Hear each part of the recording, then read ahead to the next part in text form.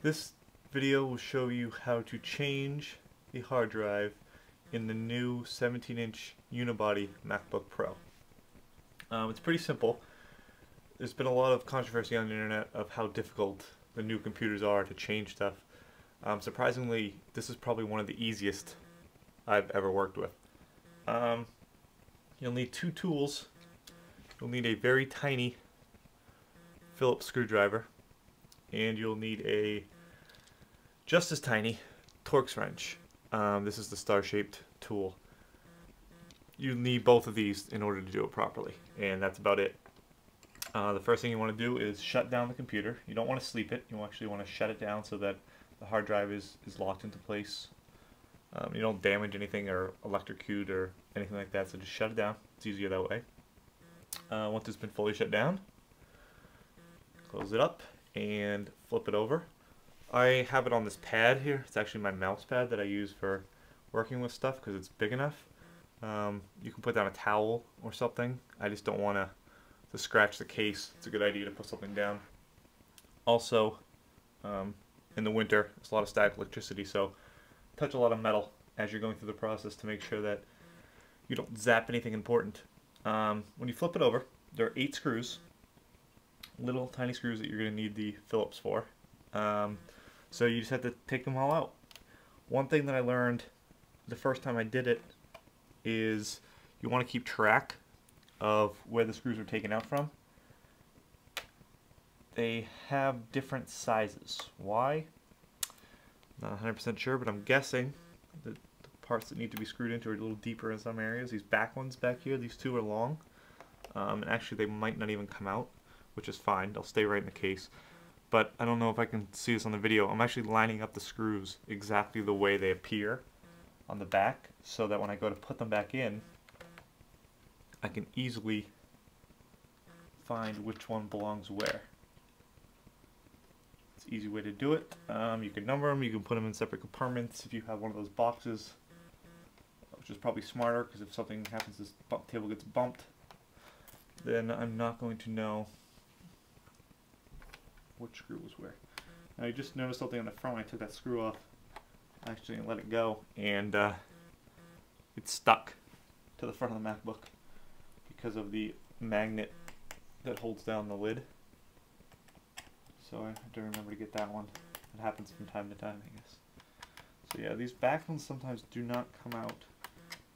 They're pretty long, so once they unscrew from the part that they're attached to on the inside, they have a tendency just to rotate there, which is fine. You want to just give this a little help up, and if one of them is not fully detached, just give it a little more help.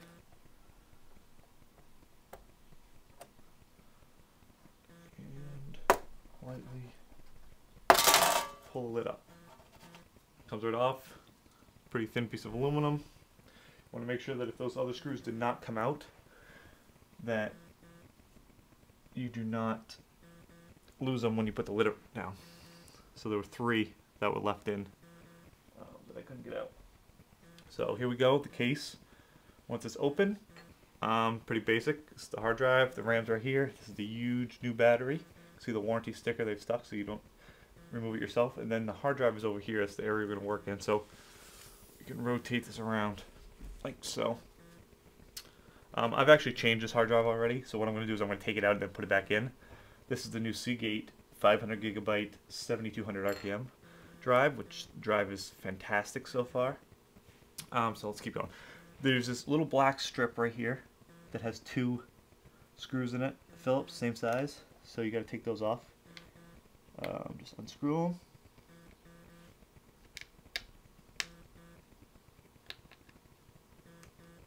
Wiggle, pull it apart, and just set it aside. Now the drive should be free to pull out. There's this little tab that's already on the drive. Pull that out, and you disconnect the drive just by pulling a little bit on this cord, and the drive's out. Now, the thing that I did not do the first time that I took the drive out is there's these little, I don't know what they really are, they're buffers that actually hold the drive in there, and they sit on these little things. I think it's to keep it from vibrating, which is pretty smart. And I didn't know that when I first took out the drive, so I put the new drive in, put everything up, and I can actually hear and feel the drive sliding around a little bit, which is not good. So I had to take it back apart. This is what you need the Torx wrench for. The little Torx screws, and you just fit in there, unscrew them, and put them in your new drive. Put back on. This sticker, this flap, you'll also want to remove from the old drive and stick on here so that you can pull it out just as easy if you need to again. So I'll just pretend I did all that and put the new drive, just connect it, one cable, make sure it's nice and snug. And you got to slide this side in first, and they rest right in those little orange pockets, and it doesn't move around. Perfectly designed. Put this black thing back on and screw it down nice and tight.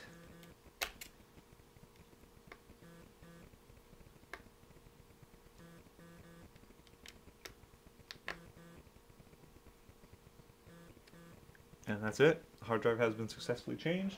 All you have left to do is put back on the back cover. Oh, I re-rotated the computer.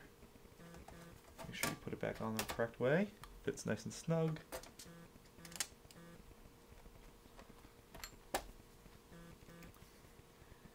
You want to make sure these screws get nice and tight. These pieces of aluminum that they have on the backs now are very, very thin. Also, make sure that since I rotated this once the lid was off, I gotta put it back so that my screws line up. So, I don't know if you can hear that, but if the back's not on tight enough, you get a little bit of leeway. You can actually push the lid down. It's annoying, and you'll know if you haven't screwed anything down or you messed up a screw because of that. So you want to make sure you get all the screws in their proper locations and screwed down nice and tight. This is a little bit of a pain to take this back off, just because there's 8 separate little screws, but you're only doing it if you need to change the RAM or the hard drive, which is not a monthly or even probably 6 to 8 months activity. You don't change those things very often. So it's really not that big of a deal to take this back off when you want to upgrade something. The battery, on the other hand, if you're actually going to want to swap batteries on the fly, which they don't allow you to easily do, this could be a pain to do every time you want to swap batteries, which is why I don't swap batteries. Never have. So I'm glad that they've included the long-lasting battery in the new 17-inch. While I'm screwing this up, I will, I'm happy with this computer so far. I've had it for 3 days now, not very long at all, but it's leaps and bounds ahead of my previous MacBook and any computer I've ever used. I've had pretty much every laptop brand ever made, and this is my second Mac laptop, and it is still by far the best one I've ever had. The screen on this is ridiculously large and beautiful, so I'm very happy with this purchase. So that's not actually screwed in there. You can see pressing down that it's not actually in tight enough. That's how you can kind of check. Sometimes the screws don't go in straight. You gotta really give them a once over. Okay. Flip it back over. And if you did your job correctly, when you press the power button, everything should work fine. If it doesn't, you'll know immediately because you will get the no disk icon flashing on the screen. And if it's a new drive, actually, you're probably not going to see much because you probably have to reinstall the OS. So, and actually, I think it's going to boot into Vista. But the point is, the hard drive's installed, and that's how you do it. Pretty simple. Probably took, what, 10 minutes, and you're good to go.